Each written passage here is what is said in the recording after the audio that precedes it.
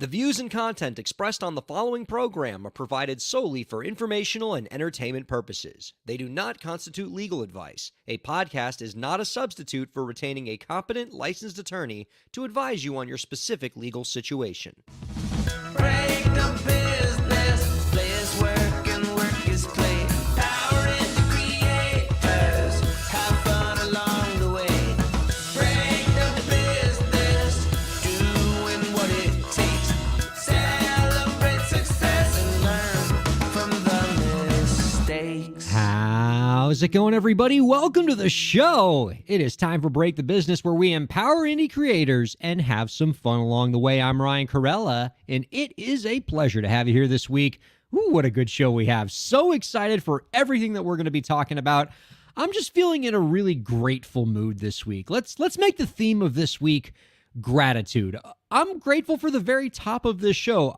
You might have noticed in the last few weeks of this podcast, we do have a new-ish theme song. For about 5 years, we had a theme song for Break the Business that was some stock garage band royalty music, and I liked it. It was nice. It was fun. It's how people came to know us. And then the last couple months, we really got to modernize our music operation to the theme music we have now. And I don't know if I've ever fully given credit to the person who gave us that theme music. Jonathan Mann, incredible indie artist, goes on Twitter as Song a Day Manny, is the Guinness World Record holder for most consecutive days writing a song. And one of the songs that he wrote on that consecutive day streak is the Break the Business theme that you just heard at the top of the show there. So thank you so much, Jonathan Mann. Don't express my gratitude to him enough for just putting a really terrific song together. That is really, really catchy. I will be humming it around the house, and people don't know what I'm singing about because you can only really hear the song here on this podcast. Speaking of folks I am grateful for that I do not think get the love that they deserve around here, mainly because I don't mention them nearly enough, and that's criminal on my part. I'll bring her out here so y'all can thank her as well. Our producer, Lauren. Hi, Lauren. How are you? Hello, sir. That was so sweet. Well, I thought about it because last week I was doing my standard, like, rat-a-tat-tat machine gun thank yous to the co-hosts and the guests and everything. And then right when the stream ended, I, smacked myself forehead like I could have had a V8 kind of frustration with myself. Because I didn't thank you, Lauren, our producer. All right, they don't see me. I know, but I see you, and a lot of people do see you because you often do pop in as the co-host and give me somebody to talk to. But you make all of this happen. Before you came along, the Break the Business podcast was me just goofing around with a microphone. It was all audio. You brought us into the streaming age.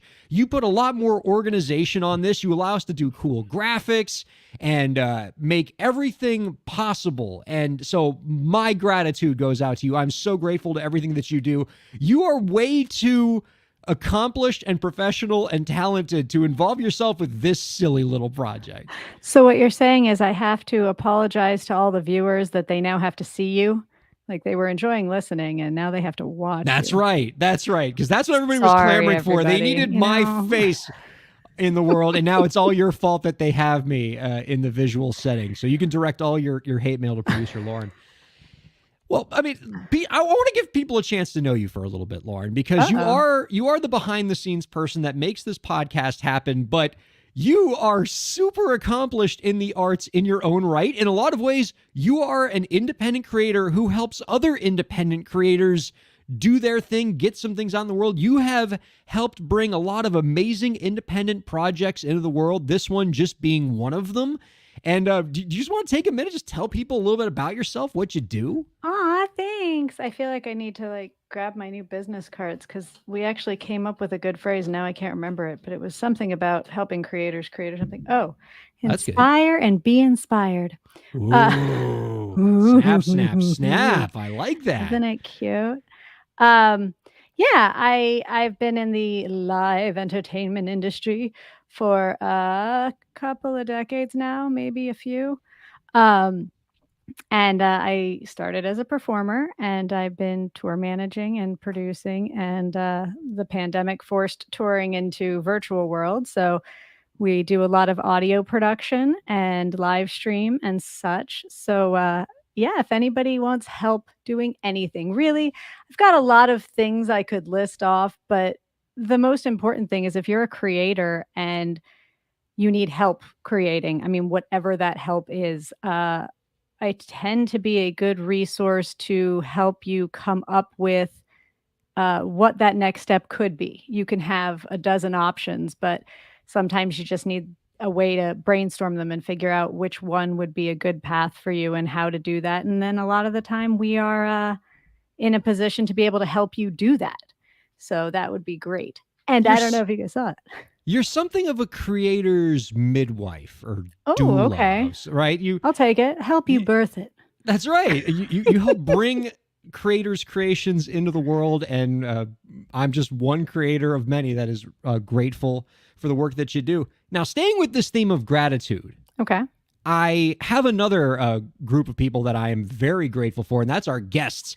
Coming up in the next segment, Milwaukee-based pop punk band Gold Steps. Got to tell you, Lauren, been falling in love with this band for the last week. They have an amazing publicist, one of my dearest friends in the whole wide world in the indie music biz, Angela Mastrogiacomo, who I still submit has like the coolest last name in the music business. But anybody that she represents, you know, is going to be darn good. And Gold Steps, absolutely no exception. Their music videos are awesome. And I've always had like a secret, like, pop punk aficionado side, and Gold Steps really speak to it. And in the age of TikTok, pop punk's kind of making a nifty little resurgence right now. So I love where Gold Steps is with this. And I'm excited to be able to talk to them in the next segment, learn more about what they do, and really asking about their cool videos. They got some great music videos. Lauren, you're going to love it. Yeah, I get to watch them backstage now, so I'm already excited. I'm like, hi. And the whole band is here. I can see them in the virtual green room. Normally when we have a guest, it's a guest, two guests.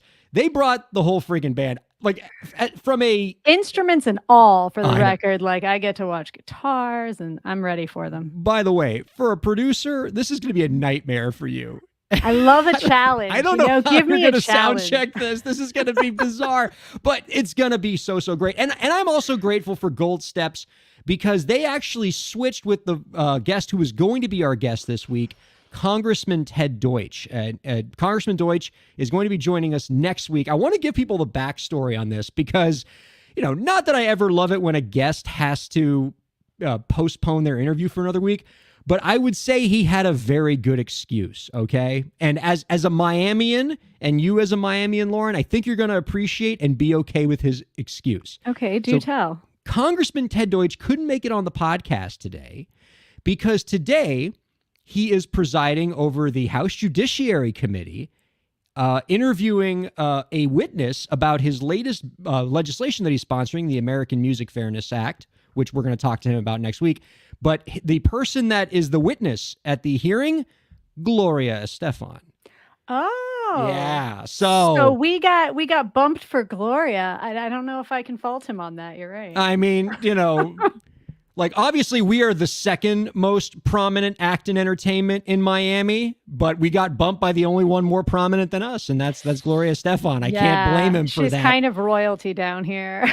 But when she wants to come and be a witness before your committee for the bill that you're sponsoring, I get it. But Yeah. we're going to be joining him he's going to be joining us next week. And I'm excited to talk to him about this piece of legislation that he's sponsoring. It's going to be one of the top pieces on our agenda when we have him before our committee next week, because this is a pretty important law that the bill that he's trying to make a law, the American Music Fairness Act. What he's trying to do is pretty simple. He's trying to get people who own sound recordings, which are indie creators for the most part, probably bands like Gold Steps. He's trying to get them paid when their music is played on AM/FM radio. Today, the United States is one of like 2 or 3 industrialized countries in the whole world that do not pay artists or owners of sound recordings when their music is played on the radio. The only folks who get paid when music's played on the radio are songwriters, which is fine. You know, we want songwriters to get paid, but if a band like Gold Steps is making music and that music is played on AM/FM radio, they should get paid for it. They should get royalties for it.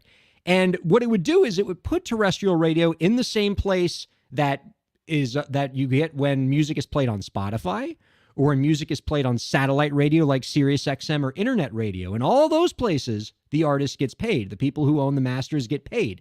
In terrestrial radio, no dice. And from where I'm sitting, there is no legitimate justification. You know, generally I think you should pay people for their creations and what they do. And so I am totally on board with what Congressman Deutsch is doing here. And I'm excited to talk to him about that all next week. But can you believe that? Like, just intuitively, it doesn't make sense, right? If you're a singer on a recording, or if you're a featured artist on a recording, or you own a master, you should get paid when your music's on AM/FM radio. Yeah, the whole system kind of needs to be revamped. It was created long before the world that we're in now. And, when times change, the rules and laws surrounding them should also change. And you know as well as anyone that it's harder to change something than it is to create it. So he's got an uphill battle, but I'm glad he's willing to fight it, because there aren't many people in the indie creators, backing them up and trying to help them out. So it's appreciated for sure. It's an excellent point. And I would say that as far as members of Congress go, Ted Deutsch seems to be the one that's on the forefront of sponsoring legislation that's not just pertinent to the entertainment industry and doesn't just support creators, but specifically is geared to supporting independent creators. He has sponsored a lot of legislation in the past that's specifically targeting independent creators, not just the big ticket, not just your Taylor Swift kind of creators, but the middle class creators, the working class creators. He seems to be on their side, and so I am. And they're on their way up, so it's a it. good side to be on. That's as right. The tides balance out. You want to be on the ones coming up, and I think that more and more we're seeing, thank goodness, our independent creators have an equal playing field to those that are backed and funded by external sources. They're coming up on their own because the whole world is kind of leveling out in that way. Without a doubt. Now, hopefully we've buttered the congressman up enough that he'll actually join us see him next week. Yeah. His press secretary was so sweet about it, though. And, she must be a secret fan of the podcast, his press secretary, because she was like, she's been gunning to make this interview happen. And I'm excited to talk to him. It's going to be a great show. I was going to ask you, Lauren, before the, I think you had told me this, but I missed it. Are you familiar with the game Wordle? No. And if it has anything to do with words or spelling, I'm probably terrible at it. So you might be the only person who doesn't know about this game. So Wordle is it's sweeping the internet. I don't know how else to describe it to you. It's a very simple internet game. I just sent you the link for it, so you can, when you ever get a chance, just pull it up and I'll show you what the game board looks like. All right. But it's a super simple game where you just have to guess a 5-letter word in 6 tries. And to say it has taken... Oh, there it is. Good old Wordle. That's the thing? Okay. That's it. That's the whole... That little simple interface you see before you there has taken over the internet. Everybody is obsessed with this game. And it's like 5 boxes by, 6 boxes? Yes. So you have 6 guesses to get to guess a 5-letter word. And what's cool about Wordle is that you can only play it once per day, and everybody is playing the same game. So there's a social experience to it. And once you guess the word, you can then post on Twitter that you guessed the word, and you can show people how many tries it took you. So it's But then once you post it, doesn't everybody see the word? No, because you don't show the letters. You just show how many letters you got right each time. So it's a social experience, and because you can only play once a day, like there's no risk of getting super addicted to it unless you play it and then you're kind of itching to get your next hit of Wordle, which I've done before. Like I'll sit there waiting until 12:01 so I can play again. But it's a really simple game, and the backstory behind it is really cute. It was created by a software engineer named Josh Wardle. Yeah, that's where Wardle. That's how he came up with the name for the game. He got picked on, Well, Wardle created the game as a gift for his partner to help her through the pandemic. Like, I'm just going to engineer this cute little game to make her happy, and made this nice little game for her. On November 1st, when the game launched, it had 90 players. Wow. By November 1st, it had 300,000 players. Sorry, it launched on November 1st. 2 months later, January 1st, it had 300,000 players. I'm guessing today it probably has over 1 million people playing it each day. So That's it's called going viral for sure. it is absolutely it is the backbone of this internet right now, and it is single-handedly getting us through the pandemic. If Tiger King is what got us through like the first 2 months of this pandemic, Wordle is bringing it home for us. Now, but here's the thing that's wild, Lauren, and here's why I wanted to bring up this story, is the game has gotten so popular that this really simple game that you see in front of you here was purchased by the New York Times. The New York Times just bought Wordle for 7 figures. Congratulations, creator. Yes. For an indie creator, it's awesome. Yes. And so this is the best case scenario for an indie creator. Now, I will say, a lot of the internet, there's really 2 camps on this, right? You have the Ryan Break the Business camp, my people, who are genuinely happy for this person and are like, wow, indie creator getting paid, awesome.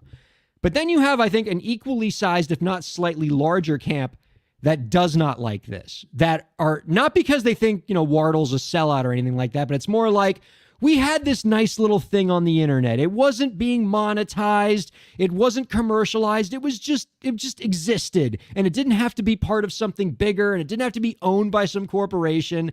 And so now everybody's afraid that the New York Times has bought this thing. They're probably going to stick it behind a paywall. And this nice little thing that now belonged to everybody is going to get owned by a newspaper. But here's what I would say to those folks. Oh, darn. Oh, by the way, I've already done the Wordle for today, so I know what the word is. But if you want to take a crack at it, you're welcome to. Of course, you do have to sound check gold steps before they come in, and you have to set up the audio. But if at any point you want to play Wordle, it's right there for you. But what I would say to the folks out there who are more upset about this purchase happening than being happy for this indie creator, think about what the New York Times has really bought here, okay? Generally, games are not something that you can easily copyright. That's why, for example, you can have a game like Words with Friends online and Scrabble can't sue you. Generally, games have very thin copyright protection. So nothing would stop anybody else from creating their own version of Wordle. And there already are Wordle knockoffs. They're all over the internet right now. I'm guessing you could probably find an 11th grade AP comp sci student out there who could probably engineer this game over the weekend. It's not a complex game. So really, all the New York Times bought is a trademark. They bought the name Wordle. The name, yeah. Yeah, that's really all they're getting. And I guess the existing user base. But so if you're upset that you think this game might not be... and the ability to, I guess, use it in advertisements. Because if they want to get their name out to an audience that is a million strong that's already playing this game, they've now attached their name to the game, which has value, and indie creators know that's valuable. That community is worth something. I don't discount that. But for those of you who are afraid that your daily fix of being able to guess 5-letter words without having to pay anything is going to disappear, have no fear. The Wordle knockoffs will overtake us. And if you don't want to pay for Wordle, if it ever does get behind a paywall, which I'm not necessarily saying it will, you'll still be okay. So to me, this is just an unmitigated win. Yeah.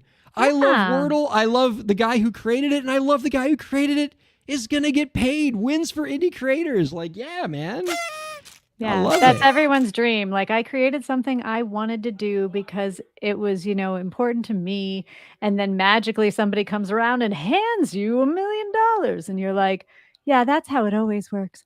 Yeah. But, it's nice to know it does actually happen, at least sometimes. That's a great thing.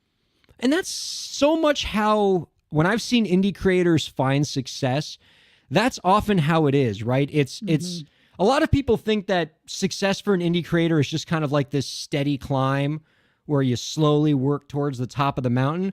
But really, it's just year after year of grinding, 0, 0, 0, 0, one project after another. And then one day you make Wordle. And so that's really the way that indie creators grow. You create a lot of projects. They don't really get a lot of traction. Maybe you get a little bit of audience here and there. But you have to keep plugging away at it because eventually you make Wordle and you get the huge break, and then it all really starts to come full circle for you. So you throw stuff up against the wall until something sticks, but you can't stop throwing stuff. You can't be like, I put something out there. Maybe one day. It's you gotta got to keep finding the people. I mean, even you said the first day it started with 90 people. Like Yeah, that requires nearly 100 people that are already paying attention to what you do, that they're willing to do it on day one. And that takes some prep work. Anybody who's out there, it doesn't magically happen. that's right. Well, great story for an indie creator. And I just love me some Wordle. One other story that I wanted to talk about this week before we bring in our guest Gold Steps. I've seen them there in the green room. They just look cool, don't they, They're Lauren? just relaxing. I like Yeah. it. They're hanging out with They each got other. a nice little couch there. They got their cool hoodies. We've got the people like getting impatient. They're like watching our show and waiting. They're just No, like hanging out with each other. I they want to look like hang they're out with having a them. You good time. guys look like they look super Yeah. show. Man, yeah, that's musicians are so cool. This is why I could have practiced any area of law. Like I picked the one where I get to hang out with cool people like Gold Right? Steps. That was very intentional on my part. Anyway, You don't want to do traffic tickets? No. Oh, oftentimes a lot of my clients do need help with their traffic tickets. There's a significant overlap between indie creators and failure to adhere to To traffic driving, rules. yeah. So wanted to talk about another story before we bring in Gold Steps here about the latest in the Lady Antebellum Lady A saga, the Adventures in Common Law Trademarking, which is a pretty wild story that I think has a very important lesson for indie creators. So for those of you who are not following this story closely, I'll begin at the beginning. So many of you are familiar with the country band now known as Lady A, but for about 10 years or 15 years or however long they were at it, they were known as Lady Antebellum. They had some massive hits, including Need You Now and what's that song? Just a Kiss Goodnight or something like that. But there was a time where there was an 18-month stretch where they were the biggest country band in the world, possibly just the biggest band period in the world. And they're still really successful. Come 2020, I should say, in amidst the Jacob Blake and George Floyd and all those things, they decided that they wanted to change their name formally from Lady Antebellum to Lady A, because the name Antebellum has pre-Civil War connotations, slavery connotations, and they didn't want to be associated with that in light of everything that's been happening in the world with the Black Lives Matter movement. On the surface, makes a lot of sense. Now, and many of their fans had already kind of informally referred to them as Lady A. That was kind of their nickname because people didn't want to say Antebellum, long word. And in fact, it was such a common nickname for the band that they had actually already registered the trademark in Lady A for entertainment services, things like that. So they had the registered trademark already. So come 2020, they were just like, you know what, let's just formally change our name to it. Our fans call us that anyway. The name Antebellum has a kind of a crappy connotation to it. Let's change the name and we'll go forward. And they made this great pronouncement about how they were doing this because they wanted to do right by the Black community and all this stuff. And everything seemed good, except they're not the only Lady A. Uh-oh. Yeah. For about 30 years, there was a Seattle-based blues singer who also went by the name Lady A. She never registered the trademark in that name, but she had been using it for a longer time than Lady A, the country group, had their registered trademark. And so now we had a pretty nasty dispute. And it wound up being a PR mess for Lady Antebellum, the former Lady Antebellum, because they were purportedly doing the whole name change to do right by the Black community, and then they wound up taking a Black artist's name in the process. And so now you had dueling claims to this name. It created a big mess. It wound up finding its way to a lawsuit. It literally got a federal case made out of it. Wow. And so it wound up being it's been a PR mess for Lady Antebellum because now they are basically throwing their legal might against this independent, blues musician from Seattle who's just trying to make a living, who all of a sudden this big band just grabbed her name out from her and, got him a lot of negative publicity. We've talked about it on the podcast in the past. And only now this week, I believe it was on Tuesday, Eric Gardner of the Hollywood Reporter reported that the case has finally been resolved. Both parties have entered a a joint motion for dismissal. So that would mean that both sides have reached a settlement. We don't know what the terms are yet. So we don't know if both parties are going to be allowed to use the name or if only one side's going to get to use the name. We also don't know if any money has changed hands or anything like that. But what we do know is that nobody's suing anybody anymore. That's what we know. The annoying part is over, right? That's right. The most of the negative PR for the country group is hopefully for them is subsiding. I've had some interesting thoughts on how I would like that to go, but who knows how it'll go. Well, I'm guessing that there's no way that a settlement was worked out where the country group is not going to use the name anymore. Right. Because like they're the ones that have the resources. So if it's a matter of paying off that singer so that they can both use the name, or really paying off that singer so that she doesn't use the name anymore, I'm guessing that's going to be one of the possible outcomes here. It's like a co-pitch though. Like if the original Lady A was able to gain publicity and more fans and everything else by some kind of a joint relationship with the new Lady A, I think that, that would be more beneficial to an indie artist than any name fight that could be a flash in the pan. If every time they performed there was a comment about her or a kick to her, or a link to her stuff, like that would be a great kind of settlement that would, either way the names go, find a way to support that indie artist with your fame and success. I mean, I don't know how you would even write that up legally, but it entertains me. Well, they actually had some conversations about that in the early stages of this dispute, back when everybody was a little more cordial about this. There was some talk about maybe her doing a song with the band, or, some kind of collaboration. I'm guessing something soured along the way because we weren't hearing about that anymore, and they ended up in a federal courthouse. So something must have got messy here. But here's the lesson for indie creators about names, that if you want to avoid, don't let what happened to Lady Antebellum, now Lady A, happen to you. So if you have a name for your band, for your artist, or you have a Twitch handle that you're really popularizing now, or some kind of creative name that you're using for your art, check that name now before you become really famous, and make sure it's available. And that's a two-step process. No, they didn't do that, because like if they had a trademark, and now maybe this is me being ignorant and oblivious, but like if they had a trademark on that, didn't they do research and see it and get awarded that trademark? So like they seemed like they did some kind of due diligence. Well, they did half of the project. Okay. So it's a two-part process. One, you want to go onto the Patent and Trademark Office website and search and make sure that nobody else has the registered trademark in your goods and services industry.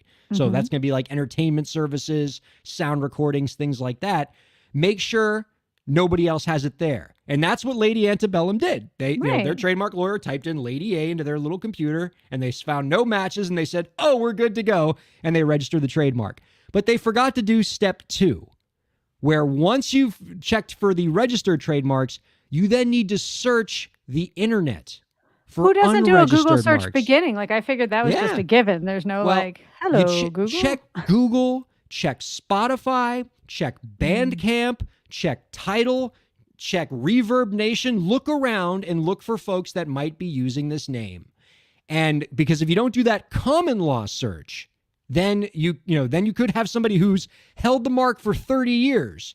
And even if you register the trademark, if somebody was using it unregistered for longer, they could have superior rights to that mark and really create a mess for you. Now, trademark searches can get a little tricky, can get a little complicated. This is one of these areas where you might want to get a lawyer or a search firm to help you with this process and make sure that your brand is clear and clean before you really start trying to make a career under that name.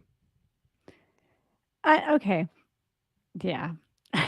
I was going to ask another question, but then I realized that in doing that, I would just extend this segment way longer because my civilian mind is like, wait, but legally, wouldn't you? Or how would you handle? I don't know. It just seems like they tried. I'm impressed that there's a search firm, like you can hire people to do all of this kinds of research. Absolutely. There And then are do they take liability for it? Like if you hire a firm and it turns out that somebody comes after you, do you get to like hold that firm accountable for not finding the information? Like, I don't know. There's so many Well, levels to yeah, this. you'll see indemnification provisions. And the other thing that you want to do in a situation like this, especially if you're a big band like Lady A, and I'm sure they hopefully did this, is you get an insurance policy that covers against these kind of issues. But you're right. Rather than get further engrossed in a really boring legal discussion of federal trademark law, what we really want to do is talk to Gold Steps. So we're going to take the quickest of breaks around here. And on the other side of that break, we're going to have our guest. So don't go anywhere for that. Keep listening to Break the Business. Ryan Kairalla here. I hope you're enjoying the show, and I hope that you're getting a lot out of it. I do what I do because I care about creators like you. A lot. I've dedicated my career to helping creative professionals, entrepreneurs, and organizations move forward. I do it by hosting this program, and I'm also proud to do it in my legal practice. If you're a creative professional looking for solutions-oriented legal services to help you further your goals, I'd love to help. My firm RKPA does contracts, commercial law, copyright, trademark, and more. Visit rkpalaw.com to learn more. That's rkpalaw.com. Ryan A. Kairalla, PA, Miami, Florida.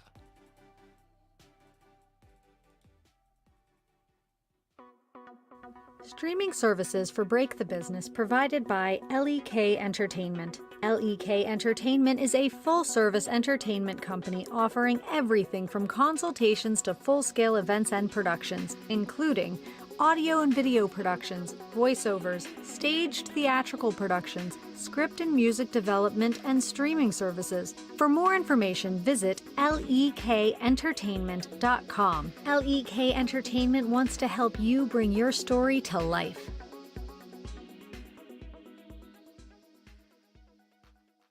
Thanks for supporting Break the Business. If you have a question or topic that you want us to discuss, email us at breakthebusiness@gmail.com.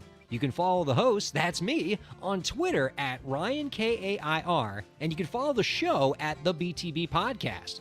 Be sure to subscribe to the show on Twitch, YouTube, and Facebook, and on all major podcast platforms. And now, let's get back to the show.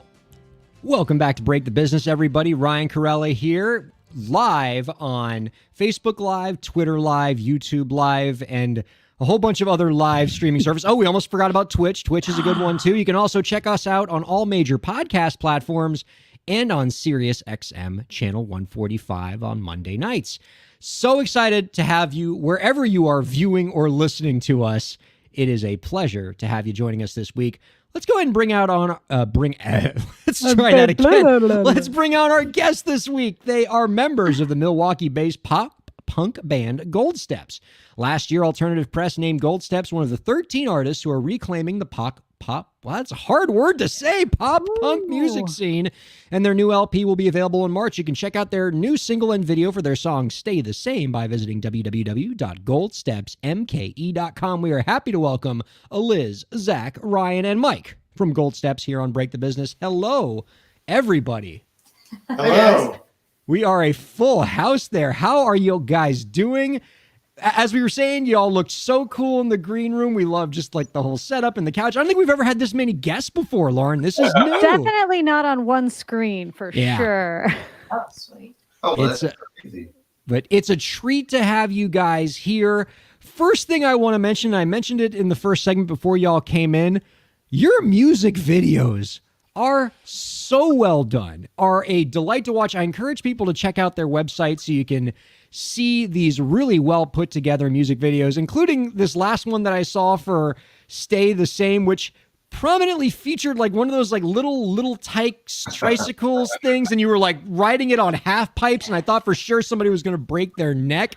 But A different video. Yeah. How much planning goes into setting up these music video projects? It must be a lot of pre-production. Not that one. Not that one. So most of our music videos that came before Stay the Same were very scripted, very focused on like this narrative that I had decided I wanted to go with in my head. This one we decided to kind of wing it a little bit. I mean, there was some planning involved. Like we had to make sure it was cool to shoot there and talk to the skate park, Four Seasons skate park. And then we got the wonderful ladies from Community and Bowls to come out and roller skate. They'd been in a music video before that was, so they were excited to kind of revisit and do some exciting stuff with our video as well. But other than like, you know, flying up our, the featured vocalist, Nick, who we also co-write with, and flying in our videographer and booking the location, that was pretty much the extent of the planning. Once we got there, we were just like, okay, cool. I guess we'll set up over here. I guess we'll play in that half pipe over there, and the girls can just do their thing behind us and in front of us, and let's just go for it.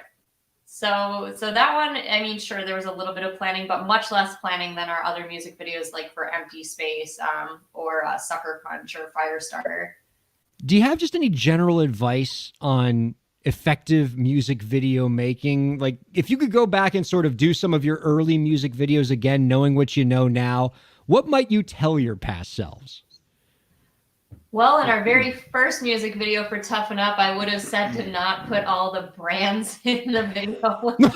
Speaking of trademarks, yeah. And then like, hey, do you guys want to, like, I don't know, throw us something for an ad mat for our tour or something? But instead we had like Skittles and like 8 different beer companies from Austin and things like that. So we would have probably done that a little bit differently. But other than that, I don't think so. I'm a pretty type A person, so I like to plan things out. I usually have many, many checklists, and I also carry a real life planner that like you write in. Like I don't use apps. I use a paper planner with like different colored pens, and yeah.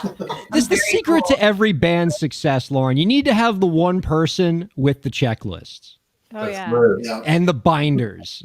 And the multicolored like pen setup or markers or Sharpies. Like you've seen Elisa roll in her her whole cart of them. It's She's definitely that person in her band for sure.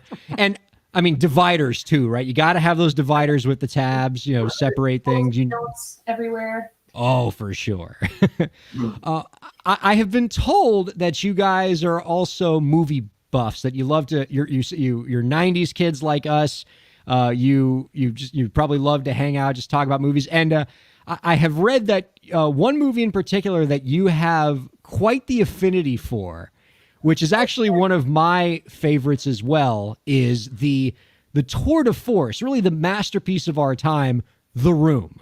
The Tommy Wiseau classic. Now, Lauren, you were saying you haven't seen The Room yet. I have not. What? Oh my God. I know. I have to hang out with you guys on the couch one day and we can all watch it together, because apparently you won't mind watching it again. I think we need to have a room watch party. And Lauren, as entertainment industry professional that you are, Lauren, like that movie will either make you laugh or just completely drive you crazy. It's Either way, you know, why not? It's kind of both. Yeah, I mean, how would you describe The Room for Lauren? How would we? Okay, it is either an unhinged madman's pet project. Actually, that's exactly what it is. I mean, so far you're right on. But it is the best, worst movie you will ever see in your life. Like, I love Rocky Horror, and Rocky Horror is like campy, but it kind of is on the nose campy, like it meant to be that way. The Room, you can't tell if the guy is in on it or if he is very serious about this film and really truly thinks it's this masterpiece. And it is a masterpiece in it's own train wreck of a way. Yeah. Like, if you haven't gone through, like, once, it's a phase. You don't just watch The Room once and forget about it. It's a phase. Like, we definitely went through like a 6-month phase where like we're just like that talking was all like, we talked about. oh, hi, Mark. Oh, hi, Mark. Well, and much like the great works of Shakespeare, like you spend your life studying it, and every time you watch it again, you find out something new that you like. Exactly. I mean, I think it wasn't until the third viewing of The Room that I realized that one of the actors in it is just replaced halfway through with another actor. No freaking way. We actually watched The Disaster Artist first, and that's when we were like, okay, I thought this was like its own movie, but it's a movie about the making of a movie that is just so awful. we have to see this. So we actually saw The Disaster Artist first because we're big Seth Rogen fans, or at least I am a huge Seth Rogen fan. Yeah. So that's how we got into it. And then we were like, okay, we got to watch this movie. And then we watched it like stone sober. Wow. And then we've gone back and revisited it not so sober.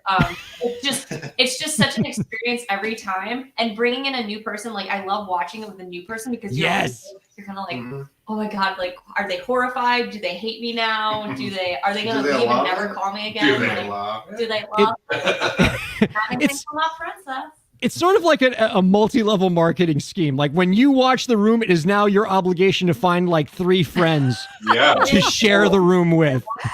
Chain email of movies. Exactly. Yeah. It's so, and I promise we'll get to more music questions here, but since you are the room fans like that, I have to dedicate a lot of time to this masterpiece with you. So a few weeks ago on the podcast, guys, we got obsessed with this TikTok account named My Girl Anne, and she does this thing on TikTok where she will recite, like she will take terrible, or at least not like Oscar-worthy movies, and she'll introduce those movies in the same way that like people introduce movies at the Oscars, like really pompous and like way too over the top. And so I'm going to play you one of the clips so you get an idea of kind of what she does. A young African woman moves to the United States and attempts to assimilate in a Midwestern school in the years leading up to the Great Economic Recession. A classic story of growing up, falling in love, and dreaming big is made poignant with a heartfelt script and performances by a fetching young ensemble cast. This is Mean Girls. Oh my god. So yeah, she does this for like 100 for movies on TikTok. It's like my favorite TikTok account. Wait, let me see if I can go ahead and close that. And so like I started getting obsessed with these, and like I wanted to make my own Oscar speeches for movies, and so I did make one for the room, and I'd like to do it for you here. Okay. So Yes. So I know the room fans will appreciate this. Here we go. A high-powered banking executive's life collapses around him as he is caught in a web of lies, deceit, and betrayal by those he trusted the most. Watch as a first-time director courageously paints a harrowing picture of the dark side of passion and takes us on a journey to where a bizarre love triangle brings a good person to an untimely demise. It is a film that stays with you, that you will watch again and again, and that will tear you apart. This is The Room. Yeah. A+. Thank you. All right. I want to talk to you guys about your recent move. All right. You guys were originally an Austin-based band, and then you migrated over to Milwaukee. And I'm seeing this a lot more with artists, like in the last 10 years or so as my legal practice has developed. You're seeing more artists that are moving away from what we would call like the traditional music industry centers. We've had artists on this program who are really successful, who are in places like Alaska and Maine, and not places where you'd think, oh, this is where music is happening.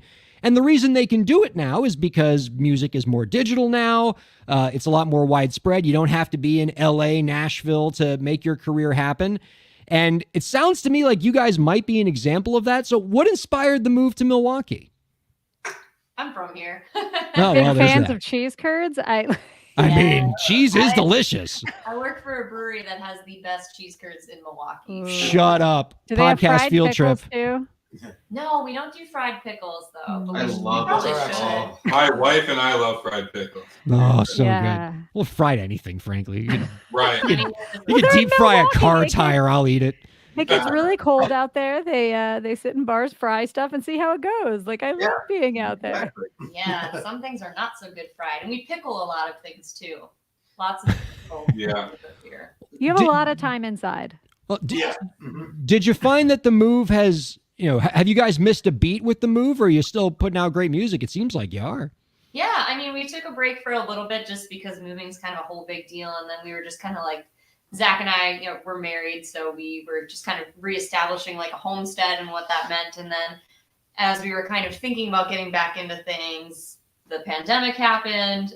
But then we ended up jamming with some friends in Austin. We were visiting for a wedding, a COVID wedding, a very safe wedding. And we just were like, oh man, what are we waiting for? So we found this guy within like 2 weeks from that point, and then this guy came along right after, and we hit the ground running ever since. I would say it is kind of weird, like coming back to things, I mean, when we left the music scene for a minute, TikTok didn't exist, or at least not that I was aware of. And now it's like the place for people to go. And I'm like, I love certain things about TikTok, like funny dog videos and like the new Smash Mouth, somebody wants. Oh my God, I love those. So good. But like we're The height of art. Like we're so used to we were so used to Facebook and then moved to Instagram and made that kind of our focal point. So we're trying to like step into the whole TikTok thing.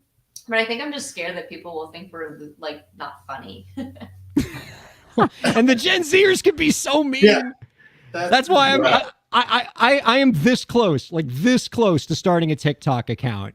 And the only thing that is just preventing me from pulling the trigger is just my fear of being bullied by 14-year-olds. Right. Because they are vicious and they're so good at making stuff on TikTok. Well, and there's the music side of it as well, right? And I mean, I'm oblivious because I don't do it, but like as artists, you can put your music on TikTok for other people to make videos of. We should Like, do that. you don't necessarily have to make videos everybody's watching. You could let other people do it. Like, here's my song, make a bunch of stuff. And TikTok is breaking a lot of music in that way. And stuff that hasn't been heard in 20, 30, 40 years is coming back again thanks to TikTok. Like everybody now is listening to Love Goes Where My Rosemary Goes. That song's probably 50 years old, and now like the Gen Zers have brought it back through TikTok or like Dreams by Fleetwood Mac or any of these kind of songs. It's wild. Your most successful Or Smash song Mouth can All be Star, exactly. 1 minute or less, because like people are putting out these really, really short songs now that are bringing them a lot of success because you can kind of add things to your repertoire that weren't there before because you can give people these short clips. Anyway, I don't know why I brought that up, but I think that's awesome. If you're getting into the TikTok world, do it. Try anything you can. We're dipping our toes in. Yeah, the intimidation factor of the Gen Zers is real. So. Oh yeah. For sure. I feel real old. Yeah, we're cool. Young, very so young. We look like we're 20. Yeah, let's go, dudes. You still have that energy, I'll tell you that. Like you're hitting the ground the way that the 20-year-olds are, so don't lose it. I mean, why not? And the kids love pop punk. Yeah. Like they're like what you're doing, they love that kind of stuff. And I mean, friggin' Simple Plan and Blink 182 are getting a whole other resurgence thanks to the young people on that platform. I'll tell you what, when you guys like make the dive into TikTok, when you finally pull that trigger, let me know. I'll jump right in there with you with like boring lawyer shit. Yeah, we're on TikTok. We're just not good at it. Oh. So we're Well, when there. your songs Check are us up out. there, let me know and I'll put like dog videos up to your songs. There you I'll go. be good. Love it. Also on there too. Yep. So. Thank you, DistroKid. Yeah. Yep, DistroKid does do TikTok distribution. Yep. All right. We do want to get to your song. I know you got a little guitar there. I know you're going to play your one of your newer songs, Love Song, a new track. Before we do, I want to ask y'all one more question, though. You do one of my favorite things that artists do, especially indie creators who do this, is you have often turned your gigs into a force for good in terms of getting people to help their community or embrace social causes. You guys recently did a show in your hometown that you turned into a clothing drive. Tell us about that. That's really cool. Yeah, I wish we could take credit for that idea, but Tigera put the show on and they invited us to be a part of it. But we were really excited because that is something that we do care a lot about is our community. I mean, Milwaukee's my favorite city in the whole world, and we loved the opportunity to do something that brought people in for a bigger cause than just being there for a show. And Indeed Brewing Company was kind enough to host it. And I really think that it just brought people together for another special reason. And we had a ton of donations. People were bringing coats and things in all night. It felt really, really special. And of course, a lot of those people stuck around then. So we also benefited from being able to reach new people through that. So maybe if it wasn't a clothing drive, who knows if, people would have shown up the way they did. And I think that just really speaks to the power that people have to come together as a community and take care of each other. Well, bless you. It's a great way to do things, like using the power of music to, make your community a better place, but also a way to engage fans, to meet new fans that you wouldn't have otherwise been able to interact with because they get behind the cause. Love that stuff. All right, so we got 2 more things on the agenda, Lauren, with Gold Steps here. We got the song, but we still have to get the last tip from them. Which order should we do this? I'll let you, do you think we should hear the song first, or do we want to get the advice out of them so then all they have to do is the song? What do you think? I like asking the final question, as the final piece, only because it just feels weird to finish a song and then be like, peace out. Good we song, gotta get the hell round out. Thank you for playing. Click. All right, that makes sense to me. So let's do that then. If you don't mind, Gold Steps, we'd love to hear Love Song. It's you got your new upcoming track. Can't wait to hear it. They got 2 guitars. I love out. it. Yes. Surprise. All right. Michael. So I love those things. Those boxes that you play the drums on. Those are cool. They have a cool sound. Yeah, I love this. All right, so the floor is yours. Without further ado, this is Gold Steps playing Love Song here on Break the Business. Can I go? 1, 2, 3, 4, 1.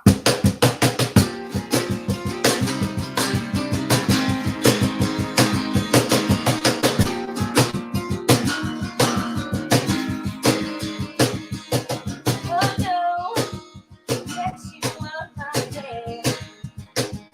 Got too close, pulse won't stop racing. The way you wrapped up my neck, you said, can I take you home? Never wanted a love song, so I gotta do. Always chasing the wrong ones, broken road. You asked me to dance sometimes, had to make you mine. Never wanted a love song, till I found you. I found you.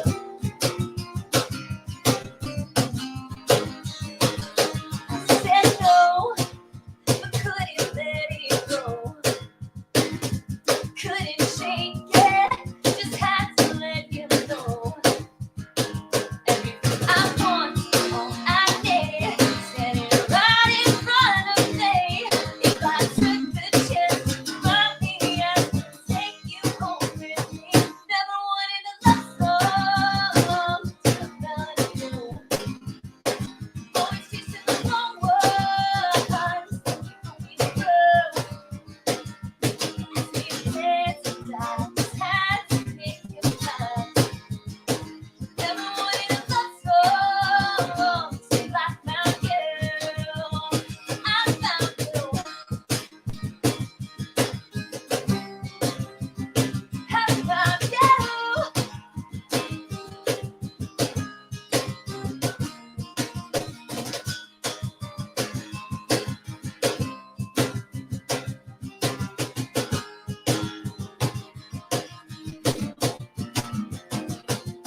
Oh no, that's you out my head. You held me close, I'll never let you go. Never wanted a love song without you.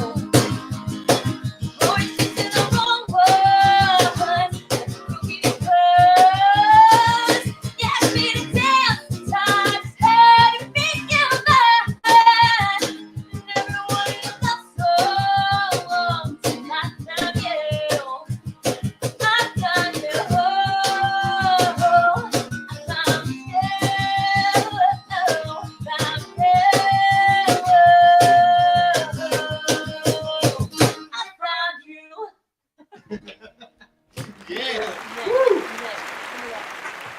Oh my goodness. You can find out more about our guest's work by visiting www.goldstepsmke.com. Liz, Zach, Ryan, and Mike, thank you guys so much for that. That was awesome. As the what would the Gen Zers say? That slaps. That was a bop. That was so good. As much as I love pop punk, I think pop punk is sneakily at its best when it's acoustic like that. That is just fun. Oh my God. I'm in such a good mood now. Yeah. The comments are flying in. Everybody's as happy as we are. Really, really, really great stuff, guys. Just keep up the good work. All right. Before we let you go, what I would love to get an answer from each of you on this. We always ask our guests on the program the same final question. We'll work our way, I guess, my left to your right. I don't know how that's good. I don't know. Well, we'll let you guys go figure out how you want to do it. But we'll ask each of you the same question. Do you have any last tips for the indie creators out there to help them move their careers forward? Focus on just doing what you love. Don't try and be something you're not. Don't try and just do what feels right and do what you love.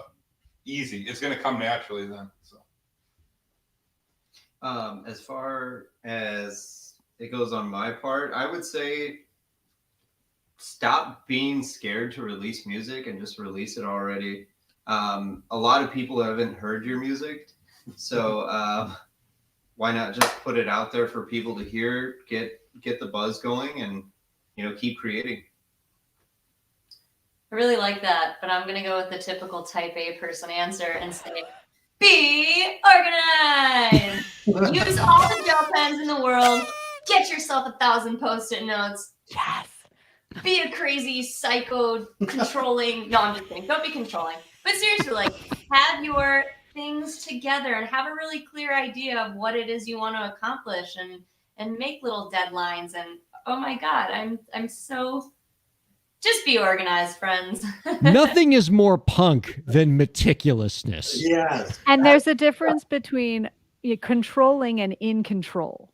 And so I like that. I need that on a t-shirt. And All right, let's bring it home. One more tip. All right. I'd say I'm eternally optimistic. Don't be afraid. It kind of stems off of what you guys said, but you ultimately want to be a musician, right? So don't be afraid to put something out if you don't feel that the world is ready for it. If you feel passionate about it, throw it out there. Someone's bound to love it somewhere. Sometimes you just have to do it. Yeah. To quote the great Tommy Wiseau. That's right. If Tommy Wiseau wasn't afraid to share his art with the world, then where would we be? Then what are you waiting for? Yeah. Exactly right. Oh my God. Yeah. I have to watch that movie again. Now I need to watch it tonight. Yeah. We're officially watching The Room. Is there a pet? There's a puppy. What? Yeah, There's okay, a puppy? I saw the signal. Get that dog in anytime here. There's an animal. I'm like, where is it?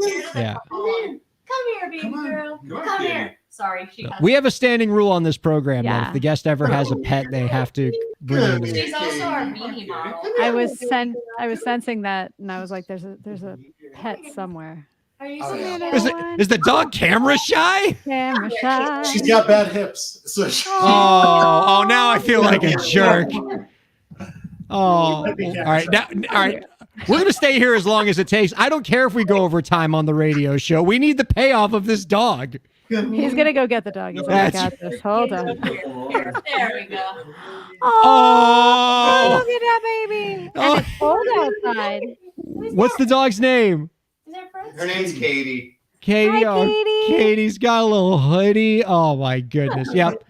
That was worth derailing the radio show for. For sure. Thank you guys so much for being on the program this week. Seriously, don't be strangers, all right? This was so much fun. You come on anytime you want. Thank you so Awesome. much. Yeah, We'll be thank there. you. Thanks for having us. And All let right, us know take when care. you put your songs up on TikTok so we can Yeah, well- send some stuff out for you. Absolutely. Definitely. We'll do a Room Gold Steps mashup. It's Love what the people it. want. I think That's so. what these people want, Nobody's you know. directly asked me for it, but I can tell they're just afraid to ask. Yeah. You know how to read the marketplace. There you go. All right, Thank that's you very much. yeah. All right, Thank that's you gold. guys. It's Gold Thanks, Steps, everybody. Again, you can find out more about their work by visiting goldstepsmke.com. What a treat they were, Lauren. That was a blast, huh? That was absolutely a blast. Thank you for introducing me to them. They're a lot of fun. I'm going to be sitting up watching all the music videos that you watched. Yeah, no, they're a blast, every single one. Oh, that's the first time I've heard them acoustic. All the videos I saw, they were studio performances. I listened to some songs, but yeah, I like the acoustic sound. I kind of, as weird as it sounds, like I hope they release those kinds of things too, because I liked it. The a stripped lot. down unplugged stuff is cool. Yeah. Well, because you know what it is? I'm a sucker for whatever that box instrument is where you're just like whacking the box. It's probably just called a box, but I love that instrument. And, you get a couple of guitars and one of those little boxes and you're just at like a house party or something. You got yourself a good time. Props to percussion in general. Like he had the egg shaker out. He there was did. like some tabourining in there. I was like, yes. The Make man it look was seamless. The man was multifaceted. We appreciate that. Our thanks to Gold Steps. My thanks to you, Lauren, not forgetting about you this week. And you too, sir. You put a lot of work into this show in all 300 episodes. Way too many episodes. Join us next week, we hope, for our guest, Congressman Ted Deutsch. Thanks for checking out Break the Business. We will see you next week.